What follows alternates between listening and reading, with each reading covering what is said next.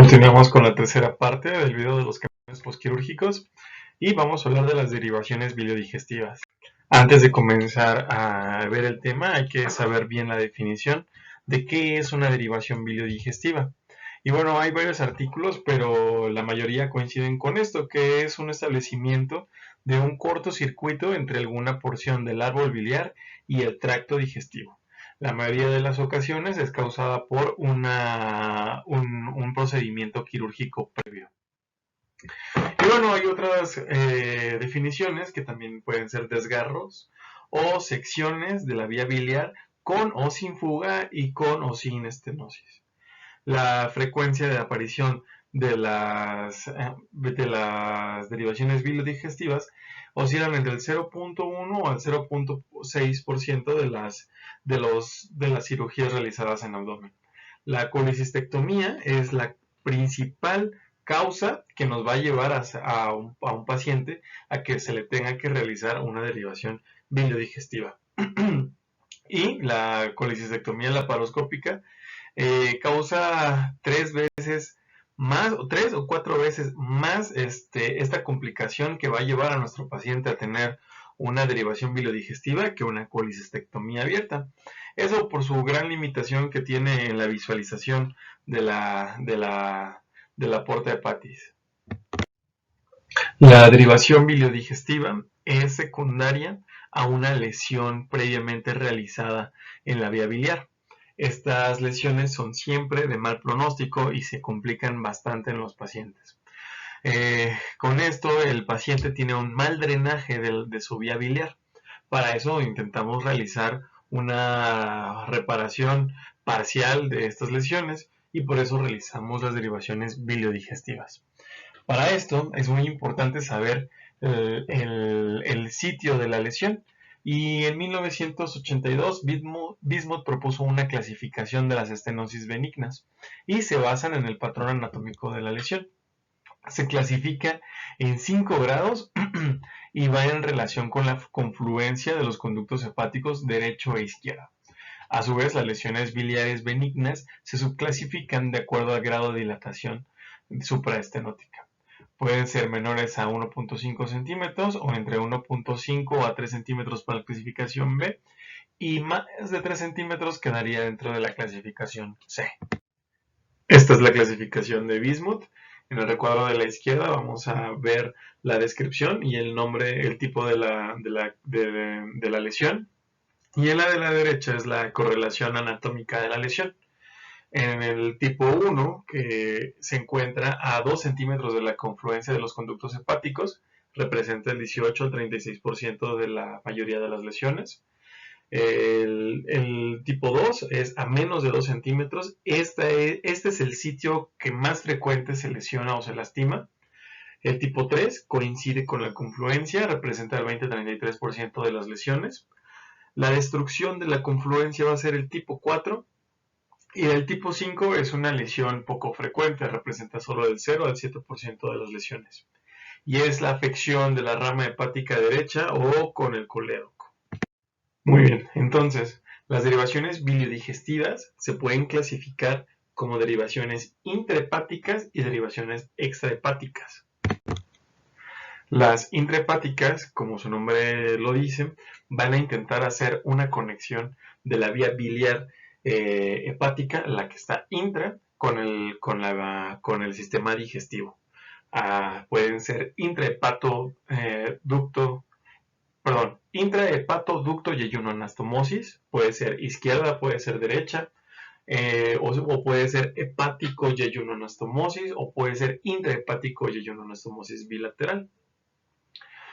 Las extrahepáticas a su vez se pueden clasificar en proximales y distales y como su nombre lo dice van a conectar la vía biliar extrahepática con el sistema digestivo. Las proximales son la colecisto yeyunoanastomosis, la hepático yeyunoanastomosis latero-lateral y la colédoco-duodenoanastomosis latero-lateral. Y las distales, el colédoco se puede unir al duodeno y de manera transduodenal a través de una esfinteroplastia. A su vez, Las derivaciones bilodigestivas se pueden clasificar como paliativas o curativas. Dentro de las paliativas vamos a tener distintas técnicas. Por ejemplo, tenemos la colecisto-yeyuno-anastomosis, que se lleva a cabo cuando existen tumores en la cabeza del páncreas o existen tumores periampulares que estén alterando el drenaje de la vía biliar común. Como vemos en la imagen de la izquierda, como su nombre lo dice, es una colecistecto-yeyuno-anastomosis, es decir, vamos a hacer un drenaje de la vesícula biliar conectado al yeyuno, y esto nos va a dar un adecuado drenaje de la vía biliar, saltándonos el paso de la parte intrapancreática o periampular. Otra técnica paliativa es la intrahepatoducto-yeyunoanastomosis izquierda, también conocida como técnica de Langmuir, y esta se realiza principalmente cuando estamos frente a tumores de Klatskin, es decir, tumores que se encuentran en la confluencia de los conductos hepáticos. Y esta es, como ya habíamos mencionado en la clasificación anterior, esta es una derivación intrahepática. Vamos a tomar uno de los conductos intrahepáticos y lo vamos a conectar hacia el yeyuno.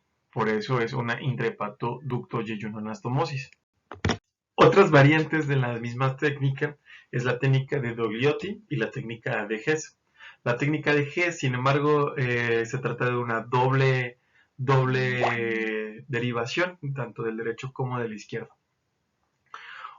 Cuando se encuentra limitado la existencia de nuestra vesícula o el conducto cístico no está permeable o la vesícula no es adecuada para hacer estas reparaciones, a veces es importante saber que se puede hacer la técnica hepático-yeyunostomosis latero-lateral o con la técnica de HEP. En cuanto a las derivaciones biliodigestivas curativas, tenemos a la coledoco-yeyunoanastomosis latero-lateral y la hepático-yeyunoanastomosis izquierda. Esta última se realiza cuando hay una estenosis extensa del colédoco y tenemos que hacer una derivación. La podemos hacer desde la parte media o proximal del colédoco o la vía biliar pues común, externa común, y pues va a drenar directamente al yeyuno. Otras técnicas que tenemos de las derivaciones biliodigestivas curativas es la hepático-yeyunoanastomosis latero-lateral y la colédoco-duodenonastomía transduodenal o con esfinteroplastía. Como ya vimos, existen diversas técnicas o maneras en que los cirujanos pueden hacer reparaciones de los daños de la vía biliar. Y pues también hay que saber que estas se dividen en curativas y paliativas y que pueden ser intra y extrahepáticas dependiendo del sitio o del conducto que se puede que podemos anastomosar con la vía digestiva. Muchas veces hay que venir a buscar las imágenes para estar más o menos pues teniendo una idea del procedimiento que se le realizó para saber que cuando estemos frente a una alteración postquirúrgica, unos cambios postquirúrgicos, saber a qué nos estamos refiriendo y las implicaciones que esto podría tener en la visualización de las imágenes. El siguiente estudio es un estudio realizado en el Hospital La Raza. Se trata de un estudio con control fluoroscópico. Observamos cómo a través de una sonda colocada percutánea con punta proximal aparentemente en yeyuno, se va opacificando el medio de contraste y va avanzando de manera anterógrada, opacificando la mucosa del yeyuno.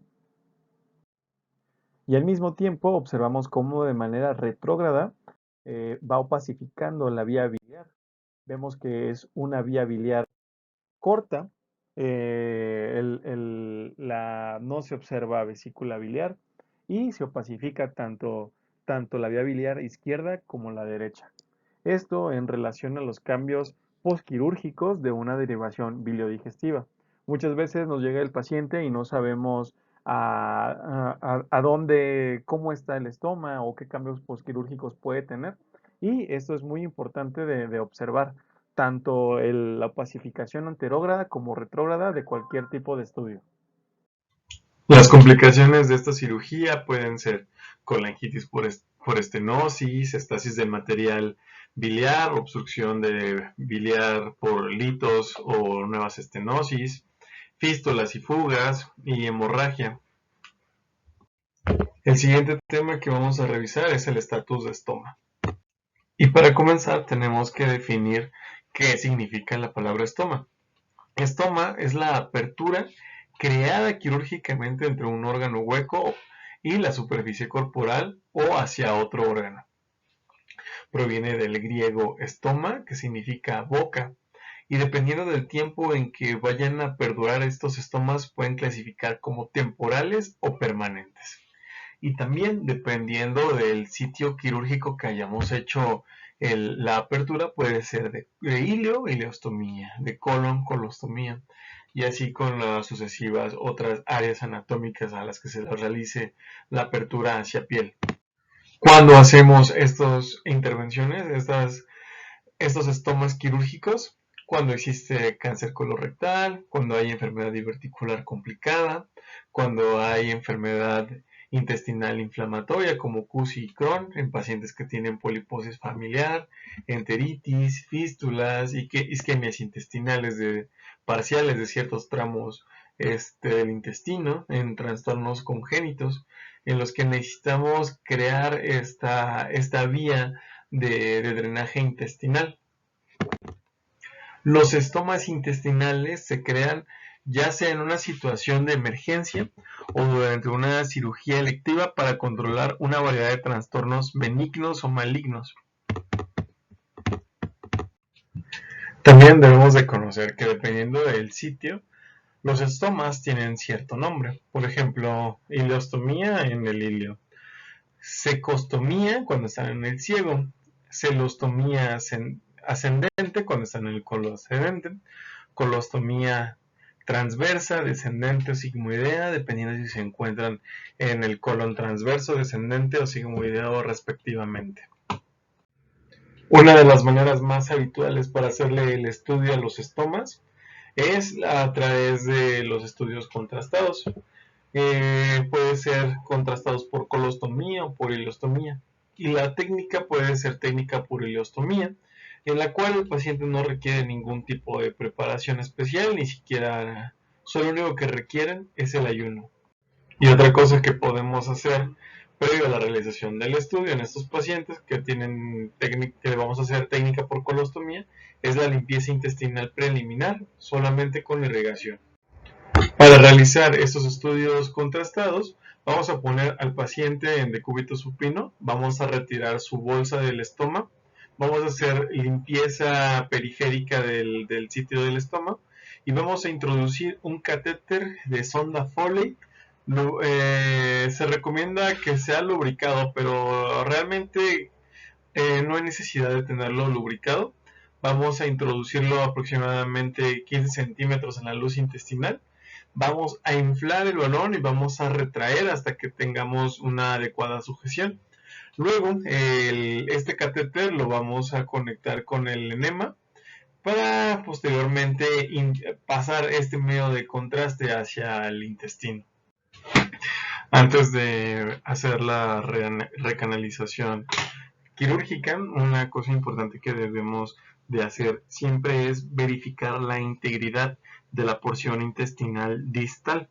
Esto es muy importante para la planeación quirúrgica, para ver tanto el estado de la porción distal que quedó, podemos evaluarle su longitud residual, si existen lesiones o si existen algún tipo de estenosis en esta área distal previo a la anastomosis quirúrgica. Por eso mismo, lo que vamos a realizar es un estudio contrastado, un colon por enema, como si se lo realizáramos normalmente a un paciente normal, solamente teniendo en consideración que nuestro paciente tiene un tracto intestinal distal corto, por lo que debemos de tener cuidado con la cantidad y la presión que vamos a introducir. Entonces, esto se realiza bajo control fluoroscópico tras la colocación de nuestra sonda. La inflamos adecuadamente y pues administramos el contraste. Tomamos nuestras adquisiciones pertinentes y pues evaluamos las medidas, la distensión, la presencia o no de material de contraste donde no debería, defectos de llenado. Posterior, ahora sí, evaluamos nuestro estoma. Metemos un catéter, en nuestras salas los hacemos con catéter, con sondas Foley. Las metemos aproximadamente 15 centímetros y o menos, dependiendo pues, de nuestro paciente. Insuflamos nuestro balón e intentamos retraer hasta ver si se puede atorar en alguna zona para poder hacer más segura nuestra introducción del medio de contraste. Mientras vamos administrando el medio de contraste, vamos observando por fluoroscopía. Y aquí es muy importante evaluar la distancia que existe entre el área distal del estoma y el colon distal residual. Otra cosa que debemos evaluar es la presencia de estenosis en nuestro intestino adyacente al estoma y la presencia o no de depósitos de contraste o de efectos de llenado. Continuamos con nuestro estudio. Vemos adecuadamente el paso de contraste tanto en el estómago funcional como en la parte distal de nuestro colon y evaluamos que no se observe ninguna alteración en estos.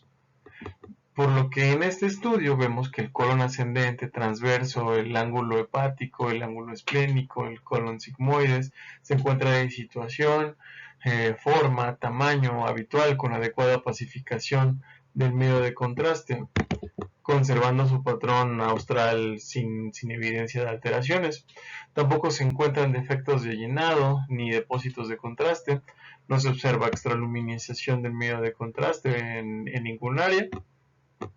Y pues no vemos ningún otro tipo de complicación en este caso. Tenemos que hacer las medidas del cabo ciego al sitio del estoma. Se tienen que medir en proyecciones tanto en oblicuas como en anteroposterior, y en este caso nuestras medidas son de 12 y 15 centímetros respectivamente. Estas medidas son importantes ponerlas en nuestro reporte para que el cirujano tenga una mejor planeación quirúrgica. Otra forma de evaluar los estomas es por tomografía. Y también, igual que las mismas indicaciones de nuestro estudio anterior, es investigar las posibilidades de que se presenten complicaciones posoperatorias o durante el seguimiento oncológico.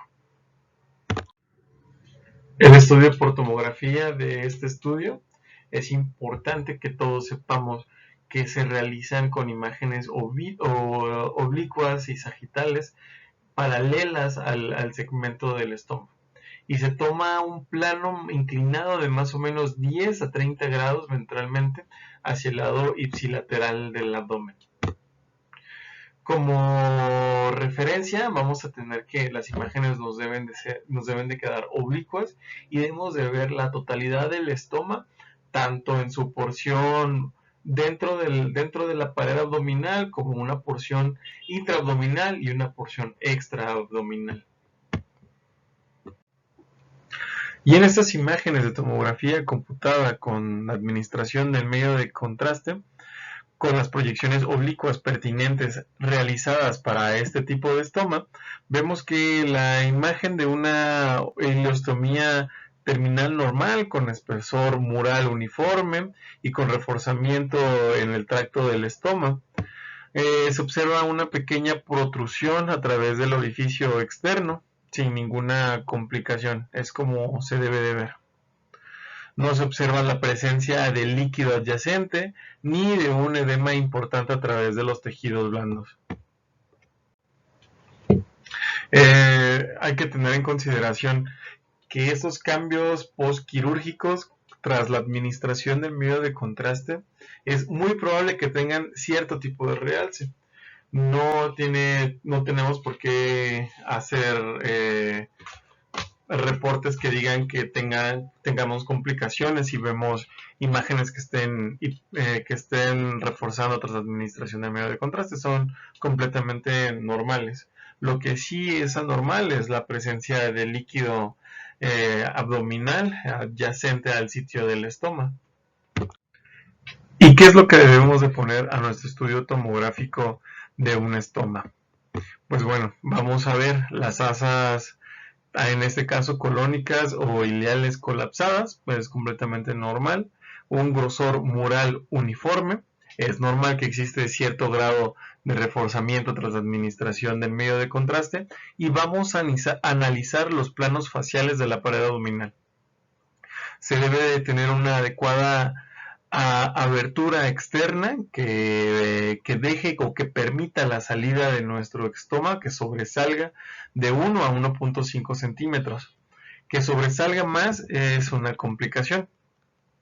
Si vemos que nuestra bolsa por tomografía, nuestra bolsa tiene ya material fecal en la bolsa del estómago, pues eso significa únicamente que nuestro estómago es permeable y está funcional. En los primeros días del evento quirúrgico de que se creó el estómago, hay datos que se pueden observar que no necesariamente nos indiquen que algo no está funcionando. Puede haber un engrosamiento del tracto del estómago, puede ser leve y uniforme, y simplemente significa que la mucosa se encuentra edematosa en ese momento. La grasa puede estar con un aumento en su densidad habitual, toda la que se encuentra adyacente al estómago, esto secundario a los cambios postquirúrgicos realizados durante la cirugía. Podemos observar enfisema subcutáneo, igual son los cambios postquirúrgicos inmediatos. Y es normal que tras la administración de medio de contraste toda esa zona refuerce, pero es únicamente por los cambios inflamatorios agudos que se presentan en ese momento y van a ir desapareciendo conforme avance el tiempo.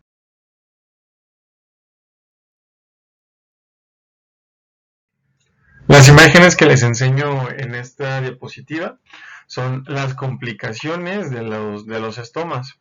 Puede haber dermatitis periestomal, puede haber una estenosis del estoma, puede haber una retracción estomal, puede existir un prolapso del estoma, una hernia paraestomal, una lesión del plano cutáneo y pues una dermatitis también alérgica por contacto adyacente al sitio donde se coloca la bolsa del estómago. La retracción estomal, como habíamos visto, es una de las complicaciones. De manera clínica vamos a ver una depresión cutánea. Esta complicación se presenta hasta en el 9% de los pacientes que hayan tenido ileostomía y colostomía. Es una retracción por tensión excesiva de la conexión de las asas intestinales. Y esta sería pues su parte radiológica. Vemos cómo tiene una alteración del plano cutáneo a nivel de los tejidos blandos. Se ve aumento de la densidad habitual, disminución del volumen del tejido celular subcutáneo adyacente al sitio del estoma, y en esta imagen también podemos observar áreas isodensas a aire localizadas en el plano cutáneo en relación al enfisema. El sitio de la colostomía se encuentra también retraído como si estuviera a tensión, y no hay una parte del estómago que sobresalga del plano cutáneo. Habíamos mencionado que es normal que sobresalga de 10 a 15 milímetros. Y en otras imágenes de tomografía, tanto en plano coronal, transversal y sagital, podemos aquí observar otros tipos de complicaciones periestomales. Por ejemplo, en la imagen A observamos una colección de pared delgada localizada adyacente al sitio de un iliostoma. Además, presenta un reforzamiento tras administración de medio de contraste, la cual es anular. Este tipo de complicaciones infecciosas también son frecuentes en los estomas. A diferencia de la retracción del estoma, también existe el prolapso del estoma como una de las complicaciones. Y esta es la salida o que sobresalga nuestro estoma de la piel de más de 15 milímetros, como se observa en estas imágenes por tomografía computada en plano sagital y transversal tras la administración del medio de contraste. Además de esto, en este caso vemos cómo se encuentra también edematizada la zona del estómago y de la piel adyacente. Lo notamos con un aumento de la densidad en las fases contrastadas, un reforzamiento significativo.